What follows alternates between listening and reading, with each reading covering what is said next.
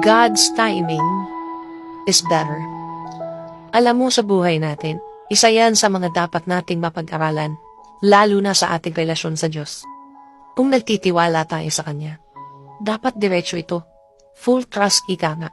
Buong buo at walang bawas. Hindi pwedeng may tiwala ka sa Kanya sa ibang bagay, pero sa iba, wala. O kaya, sa Kanya ang iba, yung iba sa iyo. Hindi ganun yun. At kahit kailan, hindi mag-work yun. Sa pagbigay mo sa Kanya ng problema mo, ibigay mo na ang lahat ng tiwala mo. Wala nang testing dito. Dahil hindi mo naman alam talaga kung paano gagawin ng Diyos yun. Believe me, hindi mo maiintindihan. That is God's way. It's not your way.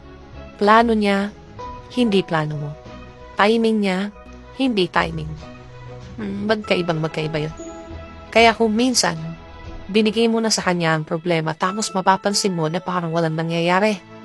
Again, plano niya ang mangyayari. Hindi iyo. Kasi kung naghahanap ka, depende na naman ito sa mga gusto mong mangyari. Parang ikaw na naman. Sarili mo na naman ang gusto mong masunod. Kapag walang nakita, huwag mong isipin na walang ginagawa ang Diyos, na walang